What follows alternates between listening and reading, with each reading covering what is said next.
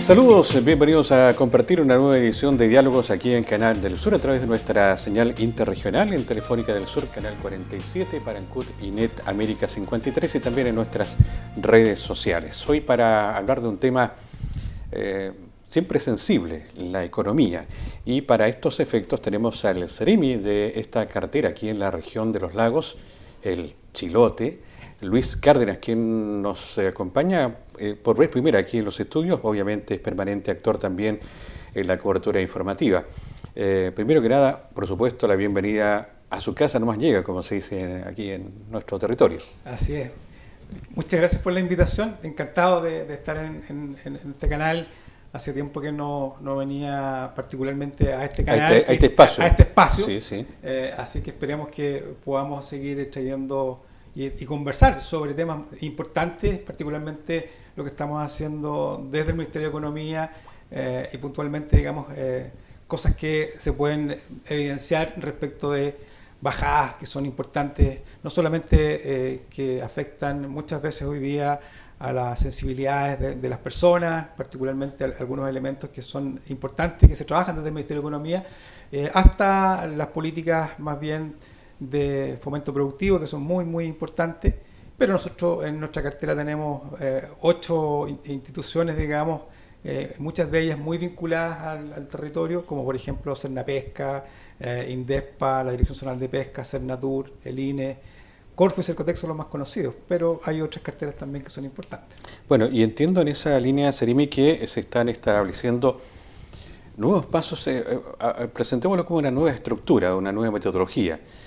Muchas veces desde nuestros territorios regionales, provinciales, se ha requerido que esta suerte de eslogan de regionalización se haga carne, principalmente no por una situación geopolítica, sino más bien en esta distribución de recursos y también de las miradas que tienen muchas veces las políticas nacionales para atender las necesidades que tenemos en nuestro territorio, aun cuando en la región compartimos muy en común muchos temas.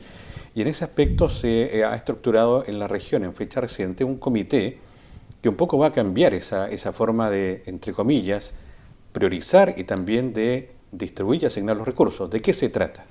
Sí, yo creo que es importante los desafíos que tenemos como gobierno, y una de las cosas que nuestro gobierno y nuestro presidente Gabriel Boric ha planteado es que una vez que terminemos nuestro mandato nos vamos a ir con menos poder del que llegamos, y eso significa en la práctica transferir poder a las regiones, transferir poder a las comunas, y por lo tanto la primera medida de descentralización que se enfoca dentro del ámbito de transferirles competencias a los gobiernos regionales es que se crean los comités regionales de desarrollo productivo. Ya los comités regionales de desarrollo productivo son de alguna manera instrumentos de Corfo y de Cercotec que se transfieren a este comité regional, son programas que están definidos y que este comité regional, liderado por el gobernador regional, compuesto por representantes de los gobiernos, de los consejeros regionales y además del Ministerio de Economía, representantes de la academia y del sector privado, van a definir de alguna manera los instrumentos que están disponibles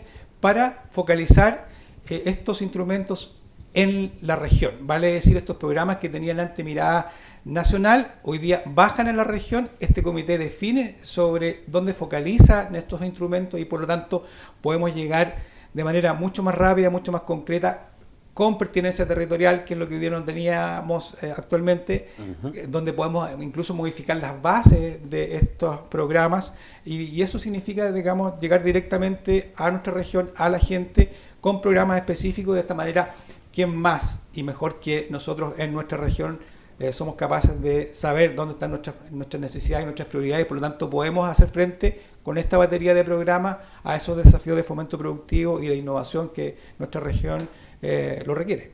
A ver, para graficar esto en términos de recursos, ¿de qué monto se está hablando puntualmente que se va a disponer para este nuevo esquema, nuevo mecanismo? Claro, inicialmente el comité regional parte con 4.000 millones de pesos, que son los recursos de los programas de Corfo y de Cercotec. Eso es inicialmente, por este año. Lo más probable, digamos, es que se vayan incorporando otras instituciones más al comité. Yo creo que va a ser importante seguramente INDAP también que se incorpore al comité, tal vez en el corto y mediano plazo. INDESPA puede ser otro de las entidades que se vaya a incorporar. En fin, eso se va a ir viendo con el tiempo. El gobierno regional también incorpora recursos, digamos, a estas políticas de fomento de desarrollo productivo, que va a estar centralizado y focalizado en este Comité Regional de Desarrollo Productivo Regional. Y eso creo que es muy, muy importante, porque se parte al menos con una batería de proyectos, programas que son relevantes y que en el caso de Corfo y Cercotec van a seguir manteniendo la estructura de sus programas. O sea, existen programas de carácter nacional que se van a abordar por la vía normal, y los programas que se van a desarrollar y se van a generar desde este Comité Regional de Desarrollo Productivo. Es decir, por ejemplo, tal vez el más conocido, el que se nos viene como referencia, el Capital Semilla, continúa siendo el que se conoce. Exactamente. Correcto. Exactamente. Ahora bien, en esta suerte de priorización de este comité, ¿cuál va a ser el enfoque? Porque ya entendemos que ese apoyo al emprendimiento, a las actividades que están de una u otra forma en desarrollo. ¿A través de qué línea? ¿Subsidios? ¿A través de apoyo técnico? ¿Cómo está pensado, estructurado eso? Claro, los programas están definidos los programas. ¿Ya? Corfo tiene muchos programas, que en este caso son cerca de 20 programas que se transfieren, ¿ya? y que están pensados en diferentes segmentos del emprendimiento y del fomento productivo. Y por lo tanto, en función de eso, algunos van desde la innovación, por ejemplo, otros que tienen que ver con carácter más bien de la base, de las fases de desarrollo de las pequeñas y medianas empresas, y por lo tanto, digamos, a otros que van enfocados hacia tecnología o a las startups que puedan existir.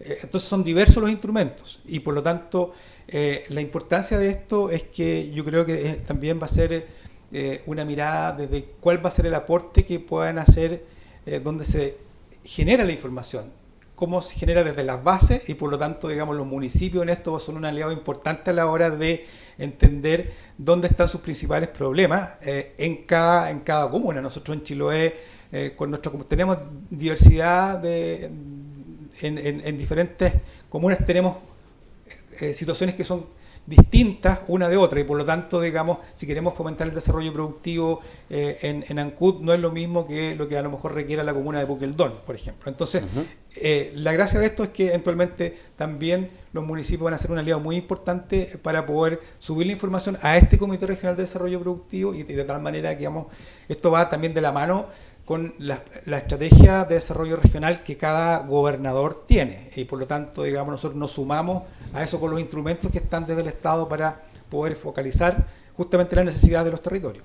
Me imagino que en esa mirada también está el hecho de que las diferencias de capacidad de desarrollo también tiendan a estar homologadas, que este crecimiento sea, entre comillas, parejo en aquellas áreas donde más se necesita, y de pronto no hacer lo que se venía haciendo con esta mirada centralista de focalizar cada vez los recursos en los territorios más poblados. Claro, bueno, justamente lo que nos debe ocurrir es que las cabeceras de comuna, las cabeceras o la misma capital regional, digamos, se lleve los recursos y no los distribuya equitativamente en las demás comunas. Ya es justamente lo que no se debe hacer, y para eso está justamente este comité, ya que tiene representación, además de los consejeros regionales que representan a miradas distintas, representan a provincias distintas, y por lo tanto, digamos, en ese sentido, en esa sensibilidad, también los actores de la academia, del mundo privado que existen en este comité, nosotros que actuamos como referentes desde el Ministerio de Economía, pero en mi caso, digamos, como Ceremi de la región, y por lo tanto también con un conocimiento, en el caso particular de la región y de la isla de Chiloé, evidentemente tenemos que subir esa sensibilidad a la hora de discutir a dónde se van a focalizar los recursos, y por lo tanto también hay un análisis macro de lo que significa, digamos, cómo está el fomento productivo y dónde están los principales dolores y las debilidades en nuestra región. Ese diagnóstico lo tenemos, y por lo tanto en ese sentido, digamos, la focalización de los recursos van a tener evidentemente, digamos, definiciones prioritarias para cada territorio. Hay un hecho que tal vez le haga sentido a muchos de nuestros televidentes, que tal vez no sé si va a tener o no en alguna línea de cambio, pero generalmente cuando el CENSE, el Servicio Nacional de Capacitación y Empleo, abre su oferta de propuestas para capacitarse, generalmente vienen definidas y estructuradas en nivel central. Y muchas veces en los territorios donde hay una demanda por poder capacitar de mejor manera a ciertas áreas, quedan excluidos, a pesar de que se hacen las peticiones, los municipios canalizan la inquietud, miren, nos está faltando el fortalecer estas áreas, pero resulta que cada vez, por poner un ejemplo, no se vayan a sentir los gaffiter, por ejemplo, pero gafitería y otras áreas son como, de pronto escapan a una mayor demanda dentro de un territorio tan pequeño. ¿Va a ser posible también el cambiar las orientaciones en esa línea? Por lo pronto, el CENSE no está dentro de las instituciones que están en el Comité Regional de Desarrollo Productivo. Esperamos que en los próximos años podría sumarse ya, perfectamente. Pero buena pregunta la que tú mencionas, digamos, porque ahí hay otro tema que me gustaría que estamos abordando desde el Ministerio de Economía con un programa bien contundente que tiene que ver con cómo rompemos el gran desafío y los nuevos paradigmas del estancamiento de la productividad y el crecimiento económico.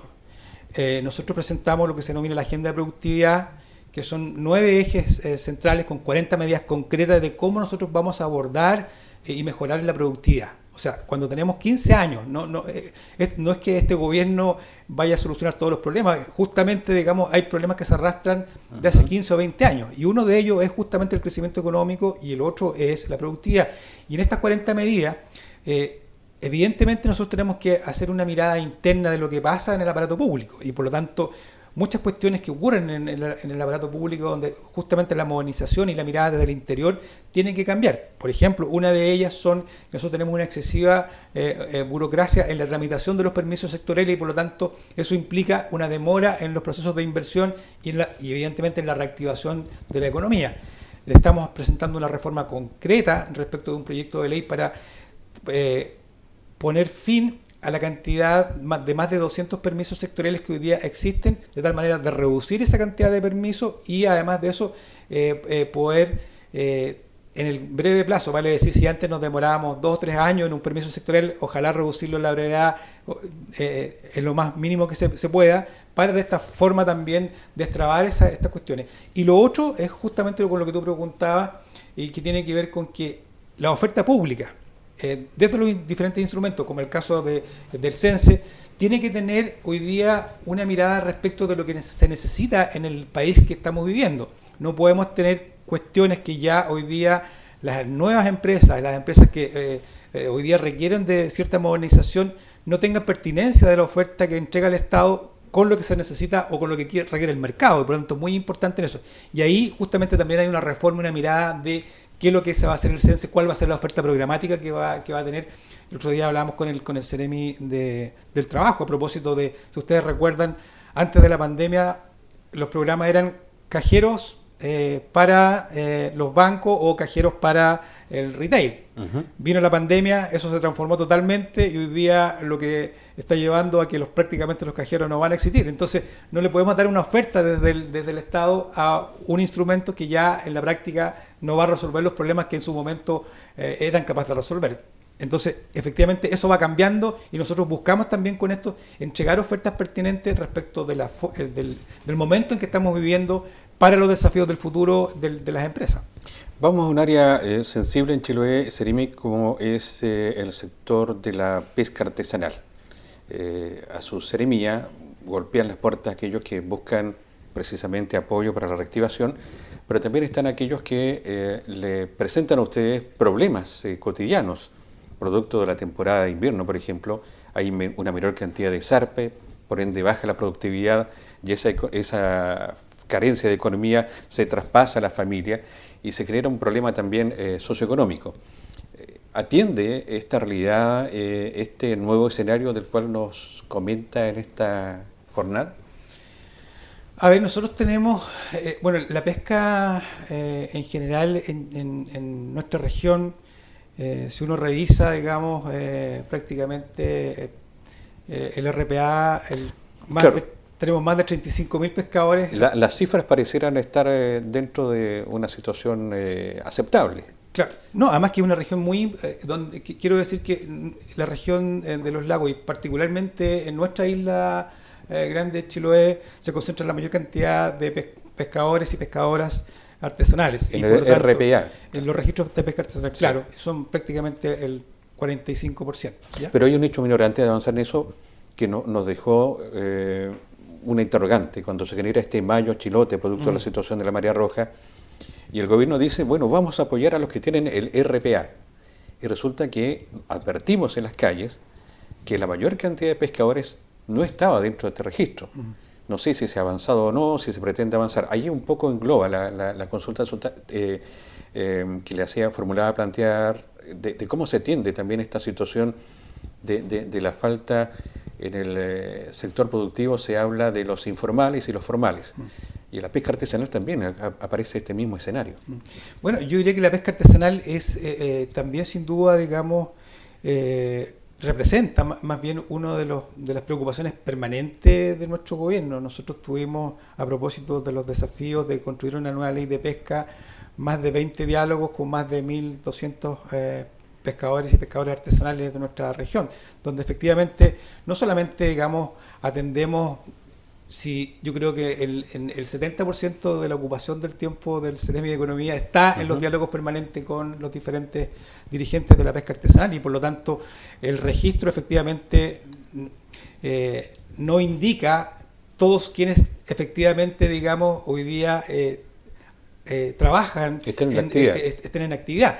Pero también hay un número abultado de gente que nunca, que tiene su registro y que nunca ha ido, o que no es pescador, o no es buzo, ¿verdad? O no es recolector de orilla. Sí. Entonces, eso también es una dimensión que existe, es parte de la realidad y por lo tanto también son parte a la hora de definir políticas públicas. Nosotros el año pasado, nosotros tenemos el Instituto Nacional, en el caso de INDESPA, que fue creado con el objetivo de ser un aporte importante al desarrollo de la cultura de pequeña escala, como la INDAP del mar. Y por lo tanto, digamos, todos los recursos que hoy día se hacen se debieran bajar a través de INDESPA. Bueno, evidentemente INDESPA estuvo durante mucho tiempo absolutamente abandonado y nuestro gobierno lo que hace es recuperar y darle la musculatura que eso requiere y significa no solamente tener más funcionarios, sino que tener capacidad instalada en nuestra región para poder hacer frente y apoyar efectivamente los desafíos de la cultura de pequeña escala y el tránsito que tiene que tener la pesca artesanal respecto de la sostenibilidad. Y por lo tanto creo que esos son elementos muy importantes.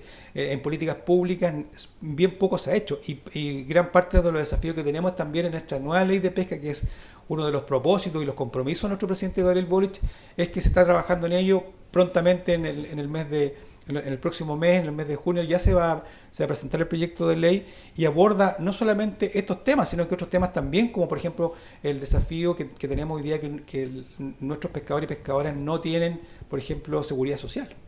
Eso eso es parte también de los capítulos que van a estar en esta nueva ley de pesca y por lo tanto nos tenemos que hacer cargo también de los dolores profundos que tiene nuestra gente de mar, donde efectivamente no tiene ninguna posibilidad de tener respuesta a través de la seguridad social si les pasa un accidente. El otro día estuve con Jaime, un buzo que es Dancud, que perdió sus piernas producto de un accidente de buceo. Jaime no tiene ninguna posibilidad de ayuda hoy día, entonces es lamentable, digamos. Entonces, evidentemente los desafíos que tenemos nosotros como gobierno es hacernos cargo de eso y por eso es que es tan importante avanzar sobre esta ley que esperamos presentarla ya en el mes de junio. Sí, bueno, le hacía la consulta porque para este fin de semana hay una agrupación en Pudeto, por ejemplo, que ha hecho público una convocatoria para una minga aquí en Ancud. Van a extraer mariscos y los van a cambiar por alimentos, aduciendo que existe una situación bastante complicada, incluso apoyando a algunos pescadores que precisamente están enfermos, nos comenta Patricio Huiquil, y que no tienen precisamente eso, el seguro. Si bien es cierto, hoy existe, en salud se ha avanzado de manera importante con el copago cero, por ejemplo, que permite solventar de buena manera varias situaciones de afectación de salud, pero hay una carencia, principalmente en la pesca de menor escala, en acceder a este tipo de seguros, porque nos comenta el mismo dirigente que se ven obligados a esta situación porque en la pradera de algas que tienen en Pudeto aparece una mancha verde, así nos dice. El risoclón. Exactamente, que ha estado también presente en Maullín, y que les baja la productividad. Y por ende, lo que le contaba anteriormente, cuando hay mal tiempo, la lancha no zarpa, hay una carencia de recursos y eso se traspasa a la familia. Claro, nosotros hemos conversado con Patricio, tuvimos una conversación con el subsecretario de Pesca, con el alcalde de esta comuna, donde había un compromiso efectivo de que en esta temporada, en general, en los meses más complejos, que son los meses de invierno, y particularmente la gente de la comuna de Ancud, particularmente, digamos, a quienes se dedican hoy día al cultivo de algas, de pelillo y los buzos mariscadores, que se ven mermados efectivamente en estos tiempos de invierno, justamente por lo que tú decías, las malas condiciones del tiempo, qué sé yo. Y eso, en rigor, desde la Subsecretaría de Pesca nosotros asumimos un compromiso que era darle prioridad para que en este caso el alcalde de la comuna de Ancud pudiera presentar los PMU con la Subsecretaría de Desarrollo Regional. Eso es una cuestión que nosotros avanzamos con lo comprometido, eso se lo transmitimos a Patricio y por lo tanto, digamos, estamos a la espera de que quien corresponda, que es la institucionalidad que corresponde hoy día a la alcaldía de Ancud, agilizar eso con la Subsecretaría de Desarrollo Regional. Y yo entiendo que eso está en parte en proceso y por lo tanto seguramente, digamos, se va a resolver de buena manera a través de estos programas que ellos esperan tener, que va por esa línea, digamos, que básicamente son programas de empleo de invierno. Te entiendo obviamente la contingencia. Y ya en este tramo final estamos con el Ceremi de Economía de la región de Los Lagos, don Luis Cárdenas, aquí en Diálogos, conociendo acerca de esta, yo diría buena nueva, porque permite mayor autonomía, el manejo de los recursos, orientarlo en función de nuestras necesidades a través de este nuevo mecanismo que se está plasmando. ¿Hay fechas, plazos? ¿Cómo va a ejecutarse en la práctica? Usted habla de una comisión que integra, varias miradas, pero esas miradas muchas veces tienen, claro está, enfoques distintos. ¿Y cómo se llega a consensos? ¿Está eso definido en materia de plazos para que estos recursos que están disponibles puedan llegar puntualmente a donde se están necesitando? Bueno, estamos contra el tiempo porque estos instrumentos tienen fechas definidas. Y por lo tanto, digamos, nosotros funcionamos en base de subcomités. Hay subcomité de fomento productivo y subcomité de innovación. Y por lo tanto, cada subcomité tiene que sesionar rápidamente para poder abordar y definir, digamos, los programas que por calendario corresponden ya a partir del mes de junio, digamos. Entonces, eso se va a resolver, tiene que quedar resuelto todo eso dentro del próximo mes. ¿Ya? Ahora, creo que es importante tocar otro tema que también son parte de los desafíos y buenas noticias, porque nuestro gobierno también se ha preocupado a propósito de la discusión del salario mínimo y que está hoy día en el Parlamento, que creo que es importante hacer un poquito de reflexión sobre eso. Desde que volvimos a la democracia se han subido los ingresos mínimos, el salario mínimo en 45 oportunidades hasta cuando nosotros asumimos, vale decir 44, nunca en la historia de nuestro país había existido un apoyo a la micro, pequeña y mediana empresa. Nosotros el año pasado, a la propuesta de sueldo mínimo, que además llegamos en un acuerdo pleno con la Central Unitaria de Trabajadores, con las pequeñas y medianas empresas, las empresas de menor tamaño, en poder aumentar el sueldo mínimo. Esa discusión a la que algunos sectores políticos se opusieron fuertemente, ahora cuando estamos discutiendo para darle algo de dignidad a nuestros trabajadoras y trabajadores, se habían negado y habían votado en contra el propósito de entregar un sueldo digno a los trabajadores. Y nuestro gobierno dijo, bueno, nosotros vamos a lograr esto, tratamos de en el Parlamento tener una discusión seria a propósito de la importancia que tenía esto, y logramos hoy día entrar con una propuesta que no solamente se hace cargo de subir el sueldo mínimo, sino que además acompañar a las micro, pequeñas y medianas empresas con un subsidio hasta el año 2025, cuando se va a cumplir los 500.000 pesos. De tal manera que eso creo que es muy importante, y junto con eso le agregamos algunos elementos compensatorios y que tienen que ver también con la realidad económica. Vale decir, tiene dos factores que si, por ejemplo, entramos en recesión, técnicamente en recesión económica, ¿verdad? se va a activar un mecanismo y ese mecanismo implica que inmediatamente el subsidio va a aumentar, porque está escalonado en micro, pequeñas y medianas empresas, ¿ya? Hay una tabla ahí que yo se las puedo compartir. Para sopesar el impacto. Para sopesar el impacto, digamos, que eso tiene en la pequeña y mediana empresa. El año pasado, como es un subsidio que ya está hoy día nosotros lo propusimos el año pasado, por lo tanto está en vigencia, está en vigor, más del 65% de micro, pequeñas y medianas empresas accedieron a este subsidio. Recordemos que el ingreso mínimo llega a cerca de 1 millón de trabajadores en nuestro país, que son los que se les paga el ingreso mínimo. Y por lo tanto, ¿quiénes se ven más afectados? Porque evidentemente los sectores que más entregan empleo son las micro, pequeñas y medianas empresas. Y por lo tanto, este es un subsidio inédito en la política pública de un gobierno. Y eso creo que es importante también que la ciudadanía lo conozca y por lo tanto, sobre todo pensando en las micro y pequeñas empresas, es que nuestro gobierno está acompañándolos en eso.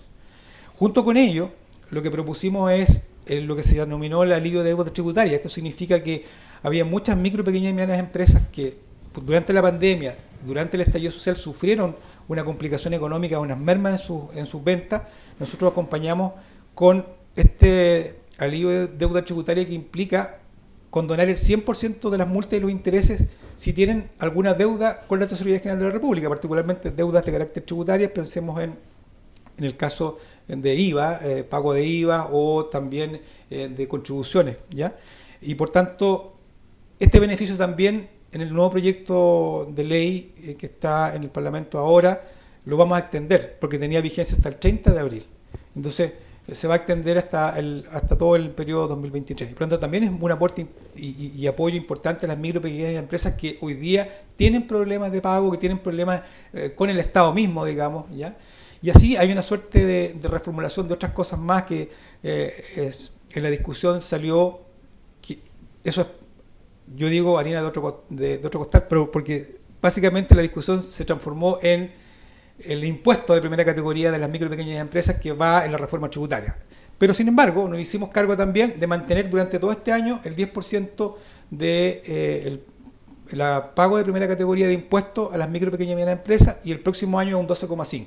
Y por lo tanto, también es parte del acuerdo que logramos con las micro, pequeñas y medianas empresas. Y espero que en este caso el Senado ratifique este proyecto de ley justo con otras 9 recomendaciones más, que son parte también de los acuerdos que tenemos con las micro, pequeñas y medianas empresas. ¿Qué pasa con el tema de siempre en esta mirada del mayor recaudo de recursos por parte del Estado en función de actividades que se desarrollan en los territorios? El diputado Fernando Borges, por ejemplo, presentó hace algún tiempo atrás una indicación cuando se proponía precisamente esta reforma tributaria, que las empresas puntualmente salmoneras que operan en buena cantidad en Chiloé, pero que tributan en la región metropolitana, puedan de una u otra forma tener una relación, un vínculo mucho más directo con ese retorno de esa productividad en los territorios donde se desarrolla, como pasa, por ejemplo, también en la mirada del presidente en la zona de la minería, que lo ha criticado públicamente. A ver, yo creo que son parte importante de las discusiones que tenemos que tener en el Parlamento, por eso que creo yo que no entiendo de verdad que un sector se haya opuesto y haya rechazado en el momento de legislar sobre una reforma tributaria que es tan importante y que aborda tantos temas que son relevantes, particularmente, digamos, que afectan a las regiones y pensando, digamos, en cómo tenemos que abordar la justicia y la equidad tributaria.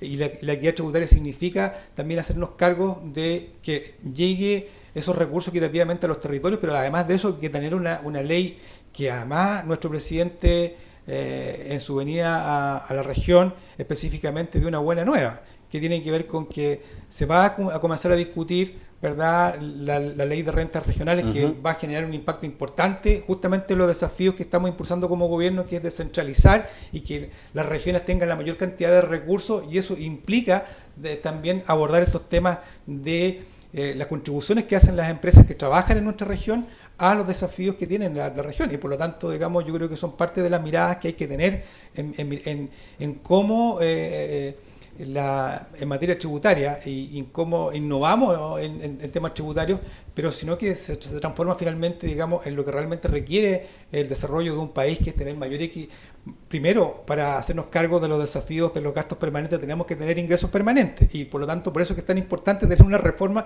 que dé cuenta de ello, y de esa manera podamos tener más recursos para nuestra región.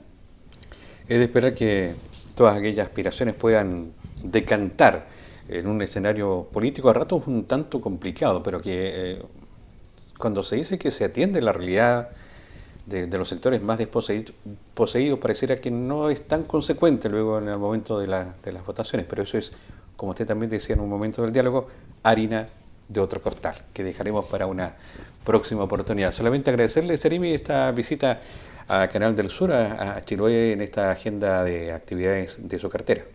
Muchas gracias por la invitación y encantado de haber conversado estos temas con ustedes y compartir también con toda la gente que nos sigue y ve este canal.